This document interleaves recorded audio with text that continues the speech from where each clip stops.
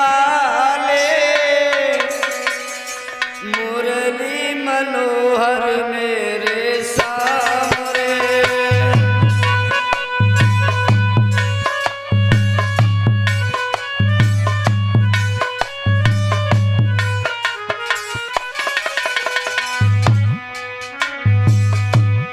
आए हो कबे बंसी वाले मुरली मनोहर मेरे सामने।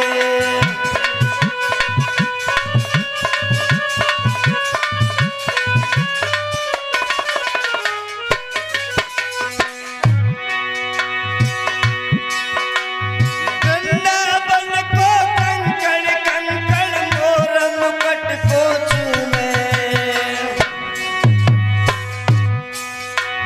वृंदावन को कंकड़ कंकड़ मोर मुकुट को चूमे।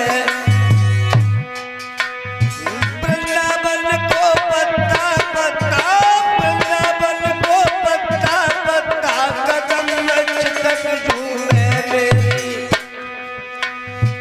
नैया के सहारे मुरली मनोहर मेरे सामने।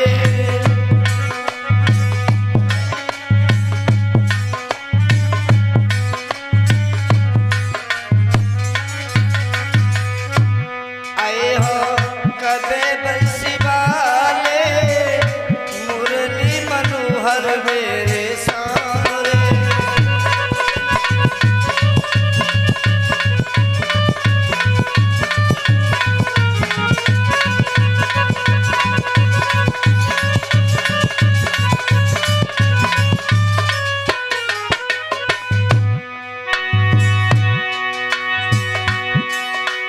वो दिल याद करो गिरधारी सूरत देख गिरी में।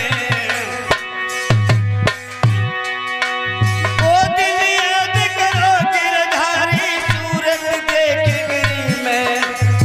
करके नाटक भगतई वालो करके नाटक भगतई वालो तुम ठीक करी में। नाचे नाचे नाचे संग में हमारे मुरली मनोहर मेरे सामने।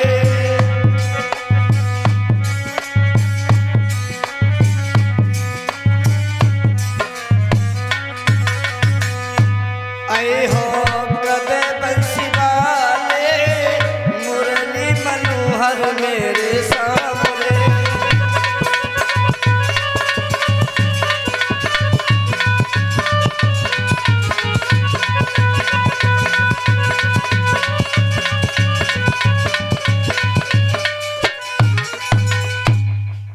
कहा प्रभु जा रहे हैं, जाओ अब हम तुम्हें रोकेंगे नहीं। बस अपनी राधा को इतना बताते जाओ मेरे कान्हा कि अब दर्शन कब होगा। कहा राधा जब तुम हमें मन वाणी कर्म से पवित्र होकर के याद करोगी, इन्हीं कुंजों में राधा हम तुम्हें आकर के दर्शन अवश्य देंगे। इतना कह भगवान कन्हैया राधा के पास से अलग हट गए हैं। भगवान कन्हैया की नजर जब नंद महल की ओर गई है, नंद महल की चौखट को पकड़ करके मैया यशोदा विलाप कर रही थी। मुंह से आवाज नहीं निकल रही थी, आंखों से आंसू बह करके गालों पे लकीर बनाते हुए पृथ्वी में समा रही थी। भगवान कन्हैया मैया यशोदा के पास में पहुंचे हैं, हाथ जोड़े कहा मैया क्षमा कर देना। आप ये समझ लेना कि मैया तुम्हारा कर्ज उड़ेड़ करने में मैं असमर्थ हूं। हे माते, जिस तरह से गरीब पर गांव में कर्ज अधिक हो जाता है, बेचारा गरीब कर्ज देने में जब असमर्थ हो जाता है रात ही रात में अपने परिवार को लेकर के मैया परदेश भाग जाता है। तुम समझ रही ना कि आपका कर्ज मेरे ऊपर इतना बढ़ गया है कि मैया मैं तुम्हारा कर्ज चुकाने में असमर्थ हूं। हम तुम्हारा कर्ज नहीं चुका सकते हैं मैया, इसलिए हम तुम्हें छोड़ करके मथुरा जा रहे हैं। ये थी भावना भगवान कन्हैया की। सचराचर के स्वामी की भावना देखो कैसी थी। कह रहे हैं मैया शरीर के चमड़े की जूती बना करके तेरे पैरों में पहना दूं, फिर भी माते हम तुम्हारे कर्ज से मुक्त नहीं हो सकते। लेकिन आज के पुत्रों की भावनाएं कैसी हो गई। आज माता पिता को युवा वर्ग के भाई विवाह की बात में समझते ही नहीं। आज के समय में कैसी दशा है। एक वृद्ध मां थी, पति के न रहने के बाद में बेचारी ने दूसरों के घर में जाकर के काम किया, मेहनत की, मजदूरी की, अपने एक बच्चे को पढ़ाया लिखाया, योग्य बनाया। उसी बच्चे की जब नौकरी लगी तो विवाह हुआ। विवाह होने के बाद में जब बहू घर में आ गई, थोड़े दिनों तक बहू मां के पास रही। एक दिन अपने पति से कहा कि हम तुम्हारी मां के साथ नहीं रह सकते हैं, जितना धन तुम्हारी मां मांगे उतना धन उन्हें दे दीजिए, लेकिन हम तुम्हारी मां के साथ एक मिनट भी नहीं रहने को तैयार हैं। वो लड़का मां का सारा एहसान भूल गया, मैया के पास में गया। मां से जाकर के कहा है कि माता आपने हमारे साथ में बहुत उपकार किए हैं, आप हमें कोई ऐसा मार्ग बताओ जो हम तुम्हारे कर्ज से उऋण हो जाए। जितना धन चाहिए तुम्हें उतना आप ले सकती हो, लेकिन अपने कर्ज से हमें मुक्त कर दो। बेचारी बूढ़ी मां ने विचार किया कि इस वृद्ध आयु में धन का हमें क्या काम है। उस उम्र में सहारा बेटा का चाहिए था। तब बेटा कहता है कि मैया धन कितना चाहिए। मां ने कहा कि पुत्र अगर तुम हमारे कर्ज से मुक्त होना चाहते हो तो हमें तुम्हारे धन की आवश्यकता नहीं है। सिर्फ एक रात आप हमारे पास में आकर के सो जाना, सुबह अपने घर चले जाना, आप हमारे कर्ज से मुक्त हो जाओ।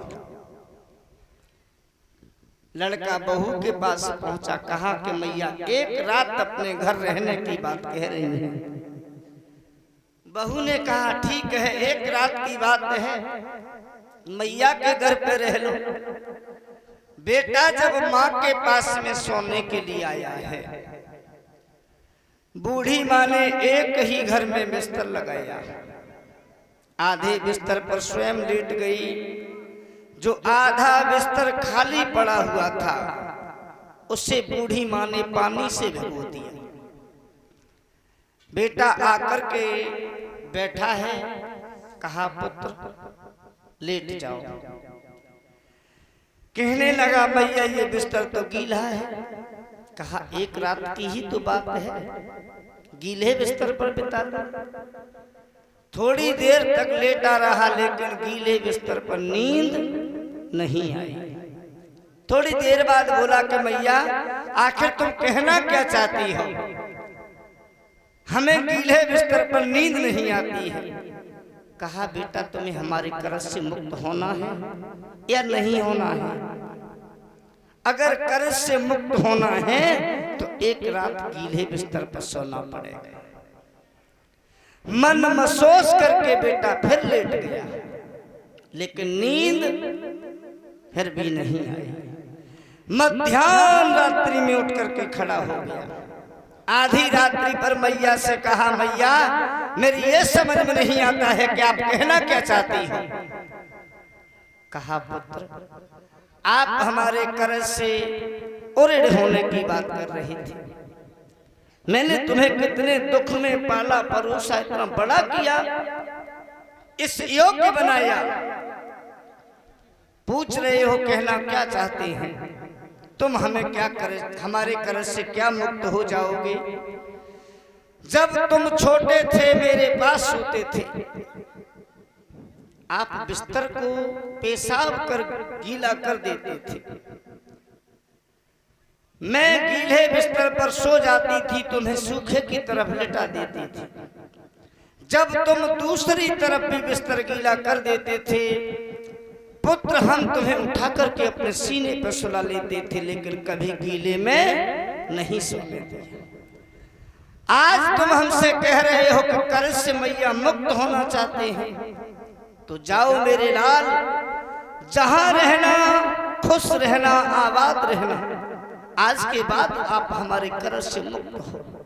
ये आज के पुत्र की भावना है। भगवान कन्हैया कहते हैं कि मैया मैं अपने शरीर के चमड़े की जूती बना करके तेरे पैरों में पहनाऊं, फिर भी मैया तेरे कर्ज से मुक्त नहीं हो पाऊंगा।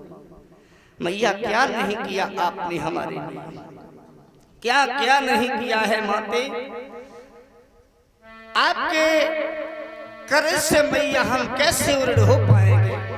आप ये समझ लेना मैया कि तेरा कर्ज मुझ पर इतना बढ़ गया है कि हम चुकाने में असमर्थ हैं।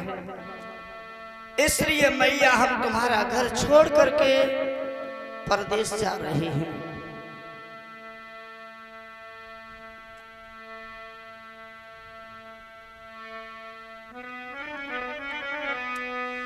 दिन रैन बिरान उल्हान सहे परने कौनाइन ठुरता धारे। मेरी हटे कयन एक सही हटकी कहीं पर हले हलाल।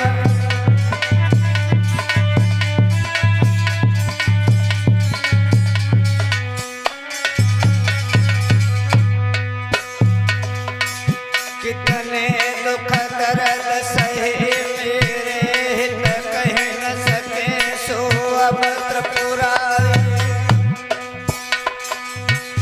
सौ जन्म धरे पर नाई मिले हम सोलर का तुम सीमा तारी।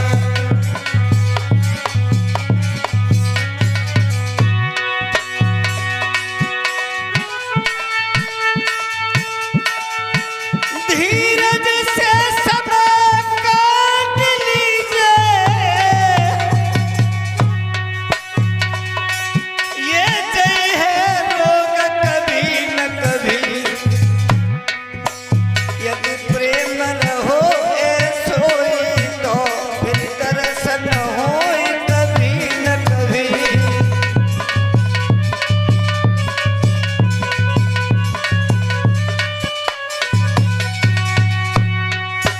यदि प्रेम रहो सोई तो फिर दर्शन हो कभी न कभी।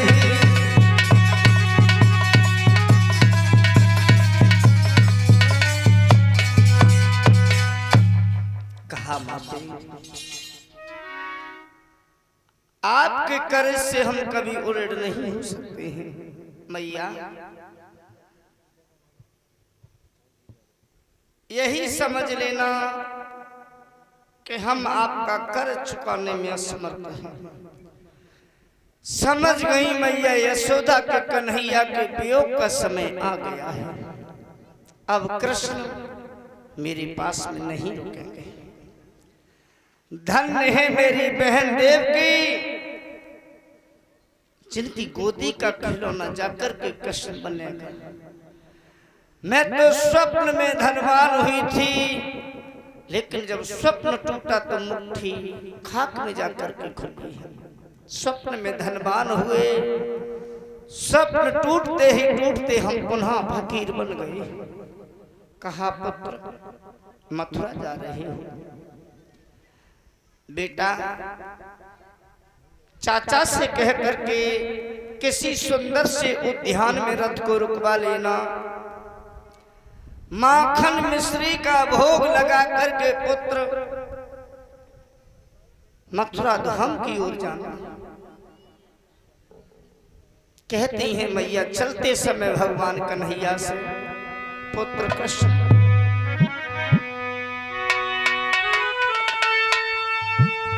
जो पीठ दिखाए जाए रहे हो, वैसे जा मुख को दिखलइयो। मथुरा में फंस के बनवारी मैया को भूल मती जइयो।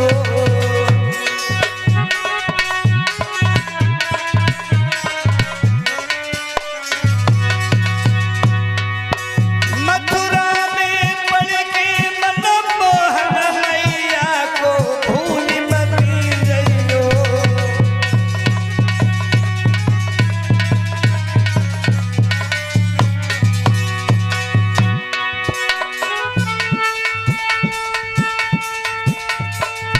मन समझावे के लई हमें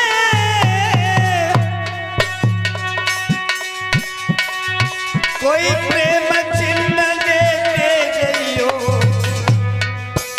आदत है लला कलेवा की माखन मिश्री लेते जइयो।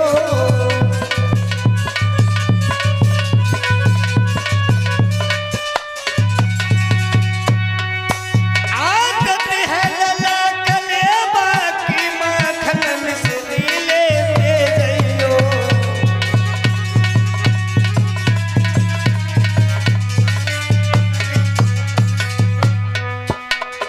मेरो मथुरा जय श्याम माता रोई रोई के मर गई है। मेरो मथुरा जय लला माता रोई रोई के मर गई है।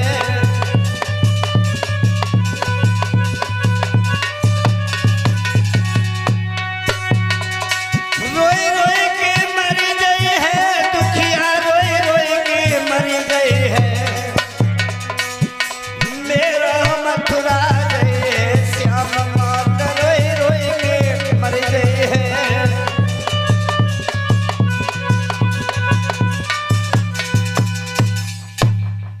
इतना कह करके मैया ने भगवान कन्हैया को माखन मिश्री का भोग रख करके दे दिया है। कहा पुत्र जा रहे हो जाइए। भगवान कृष्ण जब रथ की ओर बढ़े, चाचा श्री अक्रूर जी से जाकर के कहा है चाचा